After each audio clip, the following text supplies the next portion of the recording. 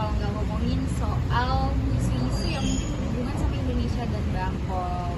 Nah, jadi kali ini teman-teman aku bakalan ngomongin soal transnational crime atau kejahatan transnasional yang berhubungan antara Indonesia dan juga Thailand. Oke, jadi teman-teman, transnational crime atau kejahatan transnasional adalah kejahatan lintas batas yang berhubungan dengan antara satu negara dan juga negara lainnya. Teman-teman, ngomongin Indonesia dan Bangkok atau dengan Thailand, banyak sekali kasus-kasus kejahatan transnasional yang terjadi antara dua negara ini dalam beberapa tahun belakangan. Salah satunya adalah, kalau teman-teman tahu, ada satu berita yang dirilis oleh Badan Narkotika Nasional pada bulan Mei 2025 lalu tentang penyelundupan narkotika sebanyak 2 ton, dan itu adalah narkotika besar sepanjang sejarah yang akan diselundupkan ke Thailand. Kemudian ada juga beberapa kasus yang melibatkan WNI Indonesia yang tertangkap di Thailand ketika sedang melakukan transaksi narkotika. Nah, teman-teman, hal ini berhubungan dengan hubungan internasional dalam hal pelaksanaan teori atau implementasinya pada teori realisme, teman-teman, dan juga konsep atau teori keamanan regional oleh Ben Busan. Nah, hal ini sangat penting untuk dibahas karena berhubungan dengan hubungan internasional.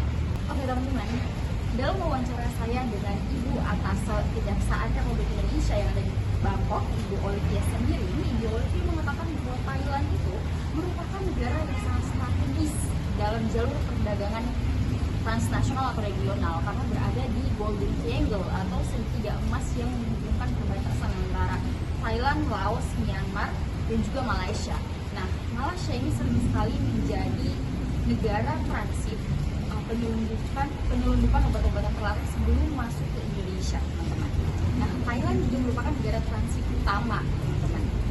Dalam hal ini sebagai contoh, di Bangkok sendiri itu pernah tertangkap 2 orang WNI dan 1 orang warga negara Afrika di sebuah lobi hotel tertangkap sedang melakukan transaksi narkotika, teman-teman.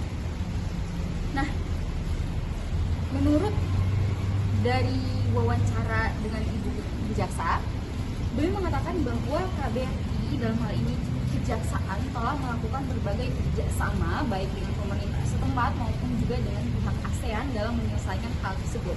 Bentuk kerjasama antara Kejaksaan RI dan juga otoritas Thailand itu baik dalam konteks penyidikan, ekstradisi maupun pertukaran informasi intelijen dalam hal penanganan kasus narkoba.